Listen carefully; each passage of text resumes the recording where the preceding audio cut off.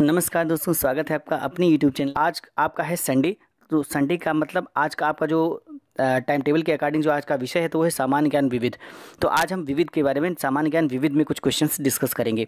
और पहला पार्ट मैंने इसका ऑलरेडी अपलोड कर रखा है और उसका मैं डिस्क्रिप्शन बॉक्स में आपको लिंक दे दूंगा, अगर आप चाहें तो देख सकते हैं। ये भाग 2 है, दूसरा पार्ट है उसका। इसी तरह से ये कंटिन्यू जारी रहेगा जब तक कि आपके एग्जाम्स समीप नहीं आ जाते, जब तक एग्जाम आपके नहीं हो जाते और आपकी अच्छी से प्रिपरेशन पूरी यहाँ पर कराई जाएगी। तो दोस्तों, अगर आप पहला पार्ट देखना चाहते हैं तो उसका मैं लिंक दे दूंगा और साथ में इन सबका मैं एक प्लेलिस्ट भी तैयार कर दूंगा ताकि आपको ढूंढने में आसानी हो। तो चलिए शुरू करते हैं आज का हमारा वीडियो सेशन।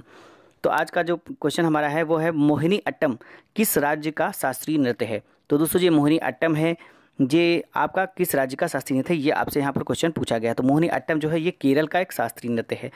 ठीक है, तो जो मोहिनी अट्टम है ये केरल का एक शास्त्रीय नृत्य शैली है। यह नृत्य प्राचीन देवदासी प्रथा का विकसित रूप है और यह एकल नृत्य है जो महिलाओं द्वारा किया जाता है। नेक्स्ट हमारा जो क्वेश्चन है वह है जटन किस राज्य का लोक नृत्य है।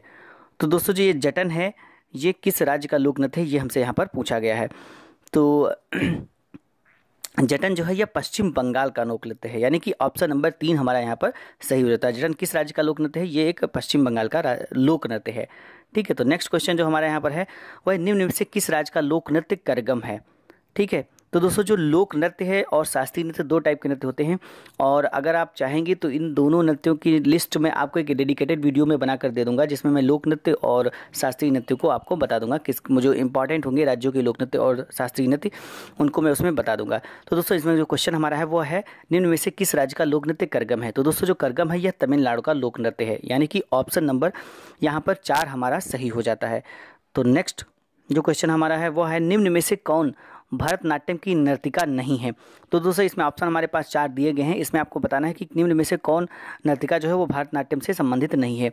तो ऑप्शन आपके पास है गीता रामचंद्रन, लीला सैमसन, सोनल मानसिंह या सितारा देवी।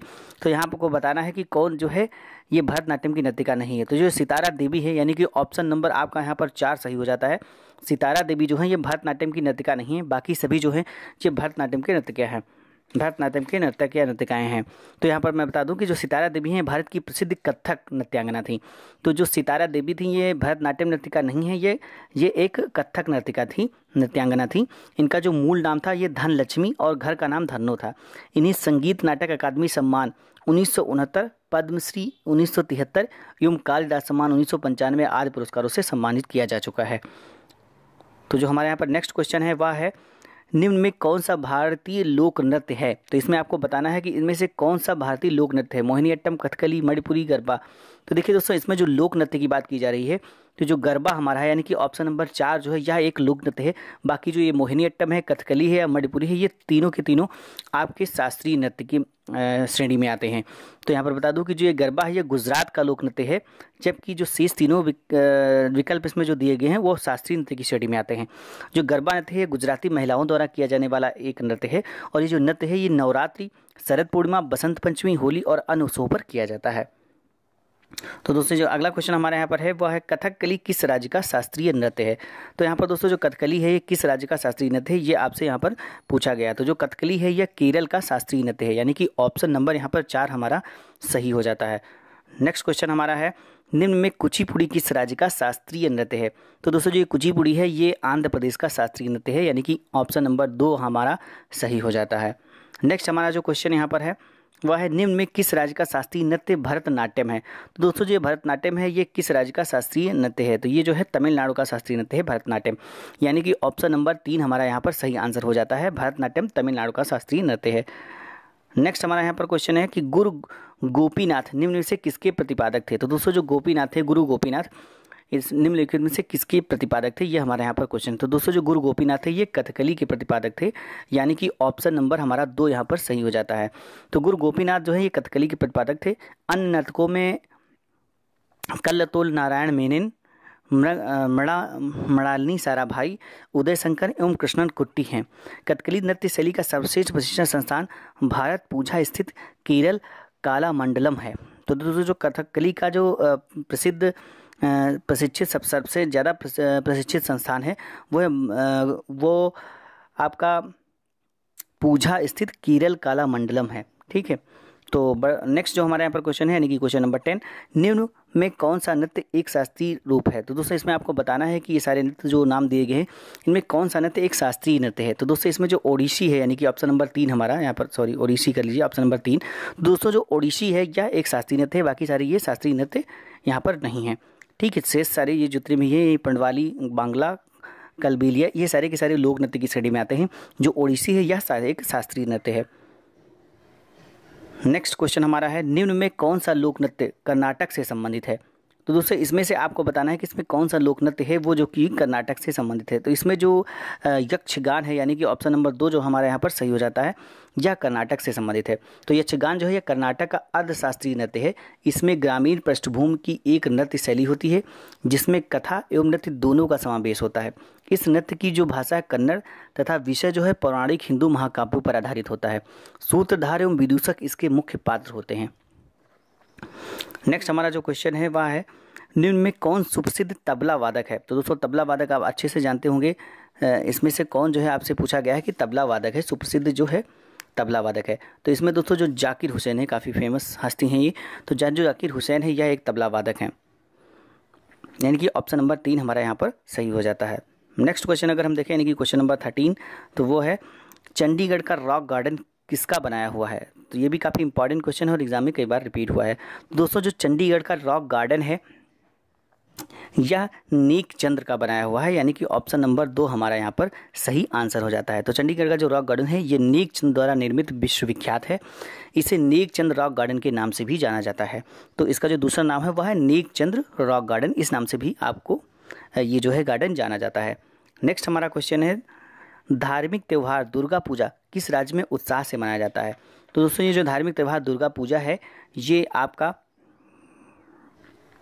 यहाँ पर ऑप्शन आपको देना भूल गया हूँ, तो आप लिख लीजिए यहाँ पर पश्चिम बंगाल, एक ऑप्शन लिख दीजिए और यही हमारा सही हो जाएगा, पश्चिम बंगाल। ठीक है, तो दोस्तों ये जो दुर्गा पूजा है या पश्चिम बंगाल का, असम की जगह पश्चिम बंगाल कर लीजिए तो यही दूसरा ऑप्शन सही हो जाएगा। तो जो दुर्गा पूजा है या पश्चिम बंगाल का जो है और ये पश्चिम बंगाल में उत्साह के साथ मनाया जाता है। ठीक है, तो दुर्गा पूजा जो है पश्चिम बंगाल का प्रमुख धार्मिक त्यौहार है जिसे उत्साह के साथ मनाया जाता है। यहाँ पर काली पूजा का भी प्रचलन है। नेक्स्ट हमारा क्वेश्चन है, अंकोर वाट मंदिर कहाँ स्थित है। तो दोस्तों जो ये अंकोर वाट मंदिर है यह कंबोडिया में स्थित है, यानी कि ऑप्शन नंबर 3 जो हमारा है वह राइट आंसर यहाँ पर हो जाता है। तो अंकोर वाट का जो मंदिर है कंबोडिया में स्थित है और इस मंदिर का जो निर्माण है कंबोडिया के खमेर राजा सूर्यवर्मन द्वितीय ने 12वीं शताब्दी में करवाया था। तो इसका निर्माण किसके द्वारा कराया गया था। इसका निर्माण कंबोडिया के जो खमेर राजा थे सूर्यवर्मन द्वितीय, इनके द्वारा 12वीं शताब्दी में करवाया गया था और ये जो मंदिर है ये भगवान विष्णु को समर्पित है। ठीक है, नेक्स्ट हमारा क्वेश्चन यहाँ पर है, बीमर किस खेल से संबंधित है। ये भी काफ़ी इंपॉर्टेंट क्वेश्चन है और एग्जाम में कई बार यहाँ पर आपका पूछा गया है। तो दोस्तों जो बीमर है यह किस खेल से संबंधित है, हमारा ये क्वेश्चन है। तो बीमर जो है यह क्रिकेट से संबंधित है, यानी कि ऑप्शन नंबर 3 हमारा यहाँ पर सही हो जाता है। बीमर जो है ये क्रिकेट में गेंदबाजी से जुड़ी शब्दावली है। जब कोई गेंद तीव्र गति से बिना बाउंस के बल्लेबाज की कमर के ऊपर से फेंकी जाती है तो उस गेंद को बीमर की संज्ञा दी जाती है। ठीक है, नेक्स्ट हमारा यहाँ पर जो क्वेश्चन है क्वेश्चन नंबर 17 वह है, भारतीय टेस्ट क्रिकेट में पहला टेस्ट सेंचुरियन कौन था। यानी कि जो भारतीय टेस्ट क्रिकेट है उसमें सबसे पहला शतक लगाने वाला खिलाड़ी इसमें से कौन था। तो दोस्तों ये जो हमारा काफ़ी इंटरेस्टिंग क्वेश्चन है और बहुत इंपॉर्टेंट क्वेश्चन है। तो जो पहला सेंचुरियन इसमें था वो थे लाला अमरनाथ, यानी कि ऑप्शन नंबर 1 हमारा यहाँ पर सही हो जाएगा। तो भारतीय क्रिकेट के इतिहास में प्रथम टेस्ट शतक बनाने का जो रिकॉर्ड है वो लाला अमरनाथ के नाम है। इन्होंने दिसंबर 1933 में, कब, दिसंबर 1933 में इंग्लैंड के विरुद्ध दूसरी पारी में शानदार 118 रन बनाए थे। नेक्स्ट क्वेश्चन हमारा है, क्रिकेट के बल्ले बनाने के लिए निम्न में से किस लकड़ी का प्रयोग किया जाता है। तो ये भी इंपॉर्टेंट क्वेश्चन है। तो दोस्तों जो क्रिकेट के बल्ले बनाने के लिए इसमें से किस लकड़ी का प्रयोग किया जाता है। तो जो क्रिकेट के बल्ले बनाए जाते हैं वो बनाते हैं सैलिक्स परप्यूरिया, यानी कि ऑप्शन नंबर 2 यहाँ पर सही हो जाएगा, सैलिक्स परप्यूरिया, सैलिक्स परप्यूरिया के बनाया जाता है। तो क्रिकेट के जो बल्ले बनाने के लिए सैलिक्स परप्यूरिया लकड़ी का प्रयोग किया जाता है। इसके अतिरिक्त सैलिक्स प्रजाति में ही आने वाली सैलिक्स एल्बा केरुलिया का प्रयोग भी क्रिकेट बल्लों में निर्माण होता है। नेक्स्ट हमारे यहाँ पर जो क्वेश्चन है वह है, रग्बी फुटबॉल में प्रत्येक पक्ष में खिलाड़ियों की संख्या कितनी होती है। तो दोस्तों जो रग्बी फुटबॉल होता है उसमें प्रत्येक पक्ष में जो खिलाड़ियों की संख्या होती है तो वो होती है 15 खिलाड़ी, यानी कि ऑप्शन नंबर आपका 3 यहाँ पर सही हो जाएगा। नेक्स्ट हमारा और आज के इस जीके सेशन का अंतिम जो क्वेश्चन है वह है भारत में फेडरेशन कप का संबंध किस खेल से है। तो दोस्तों जो भारत में फेडरेशन कप का संबंध है या फुटबॉल से है, यानी कि ऑप्शन नंबर 3 आपका यहाँ पर सही हो जाएगा। तो भारत के संदर्भ में जो फेडरेशन कप है ये वर्ष 1977 से आरंभ वार्षिक नॉकआउट प्रारूप में खेली जाने वाली फुटबॉल प्रतियोगिता है। तो ये थे दोस्तों जीके भाग 2, जो जीके जो सामान्य अध्ययन है इसमें विविध चैप्टर से भाग 2, और इसी तरह से भाग 3 भाग 4 आपके मिलते रहेंगे। और इसमें मैं इंपॉर्टेंट बुक्स भी डिस्कस करूंगा, इंपॉर्टेंट नृत्य डिस्कस किए गए हैं, खेल के बारे में जानकारी मिलेगी आपको, और साथ में यूपी स्पेशल भी मैं इसी दिन आपको पढ़ाना स्टार्ट कर दूंगा। तो दोस्तों आप बस इस वीडियो को हमारे देखते रहिए, और अगर आपको ये वीडियो पसंद आया है तो इसे लाइक जरूर